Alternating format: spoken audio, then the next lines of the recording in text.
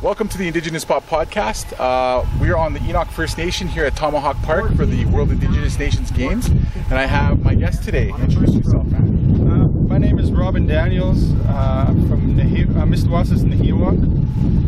I'm 36 years old. Right on. So you're from Misty. Yep. Oh, sweet. Yeah, I know a couple guys from Mistawasis. Yeah, right on. So, what events have you been playing here at the games? I've done basketball. Yeah. And I just finished spear throwing. Okay.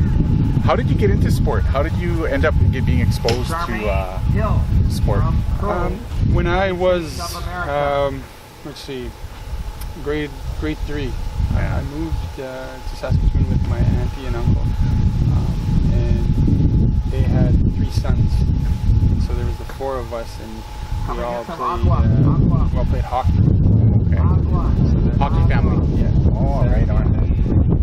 And I lived with them a few years, grade 6, grade 8, in high school. So it was kind of just back and forth. Okay. And when I lived in the city with them, that's when I played sports. Yeah. Back home, there wasn't really too much. Okay. To do, yeah. Is there more sports now? Oh yes, for sure.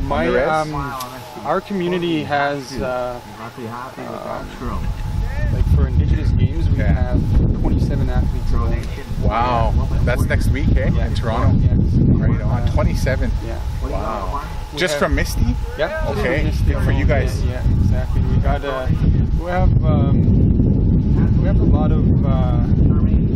lot of successful athletes from our community. Yeah. We have, just recently we have a girl that just graduated from Harvard. Mm-hmm. She played hockey for the university. Oh wow, Harvard. Yeah. Amazing. And she just got signed to the National Women's Hockey League. Okay. Yeah. Yeah. So she'll be playing for them. Yeah. In Boston. Yeah. I know our Indigenous women, our Indigenous people are actually making a lot of headway into professional sports, eh? Yeah. Like hockey, we've always peppered in hockey, but I know women's hockey is getting bigger too, so that's really cool. So what exactly do you do over in Misty? Well, I'm a counselor, Mm-hmm. newly elected. Congratulations, April, man. thank you. Yeah. So April we had our elections. All right, listen up there. So we are doing.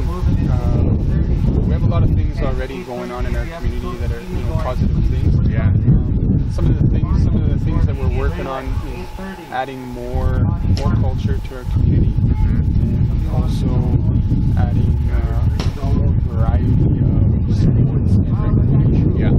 So it's not just we're not just focusing on kids that are athletic. We're also trying to put more focus on Other gifts that the youth might have, hey? Exactly. Yeah. Right on. That's good. Yeah.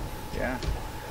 So what would you say are the most prevalent issues for your community, and maybe for just even community members that are officer, and most especially for your youth?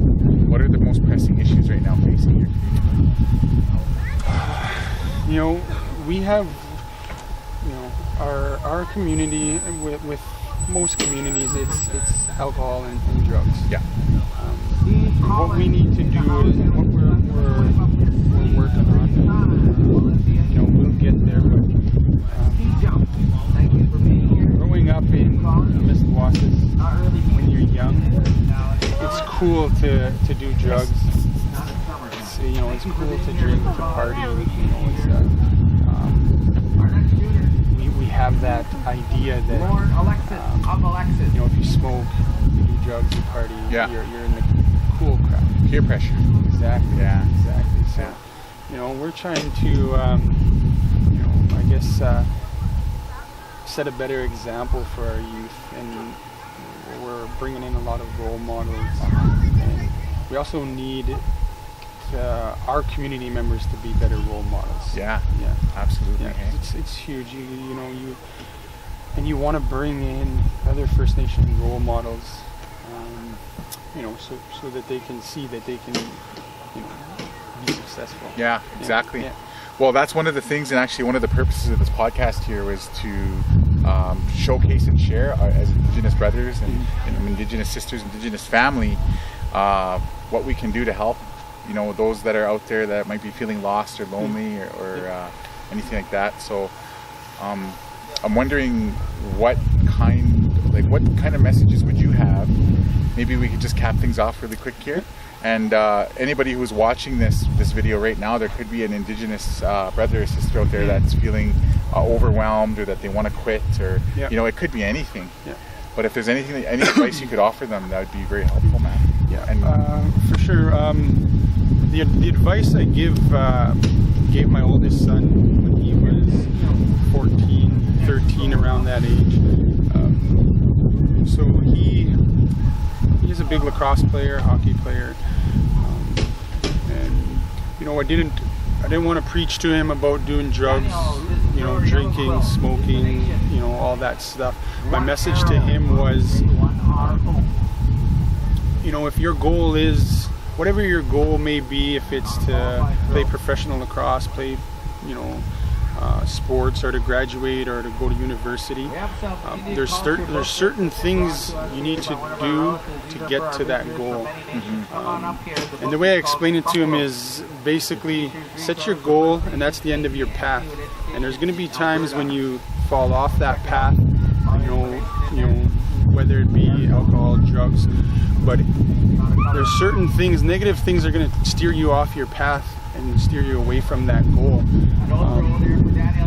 And certain choices will help you get to that goal. And basically, the message I told them was, it's okay if you fall off that path.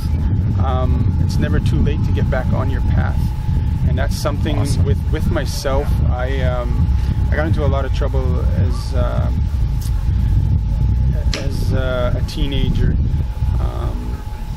but once I became sober, my life completely changed around. Right on.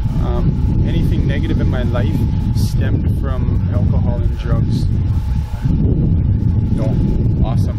Well, my testament on this podcast as well. I'm also on a recovery journey, and things have totally flipped around for me. Yeah. With a sober mind, you can think and see very clearly, and you can even tell your own thoughts are the very ones that keep you back. So ultimately, we're all only responsible for our own success when it comes to our choices and our behaviors. Right? Exactly. Yeah. And another thing that helped me a lot was prayer, smudging. Okay. So that was my outlet for my problems. Because I tended, and I still do. I tend to keep my feelings inside, and if I'm, anything negative, I keep it in. I don't let it out, right? And so once I started doing that, it was also too someone for me to talk to, because I didn't feel comfortable, or and so that was huge. And one of the biggest message that I would like to send is be confident. Anse, Anin, okay, Indigenous Spark Watchers. I apologize for the abrupt cutoff in that interview. I had a little bit of technical issues and difficulties with that, but I think that we're at the very end of the interview anyway, and I think Robin is an extremely great role model for our Indigenous family here on Turtle Island, especially for his community of Mistawasis.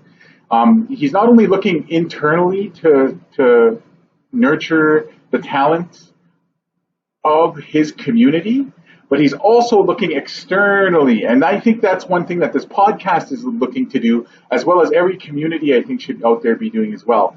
There are great examples out there of communities bringing in other people to showcase their talent and to expose the community to any possibilities and opportunities and strategies for growth and resilience and tenacity that the community members can benefit from. So, Robin, I thank you very much for the interview. It was a really great time, and I can't wait to come and visit you guys in Mistawasis. With that said, guys, this is the Indigenous Spark Podcast, and this is a good day for now, okay? So, hi.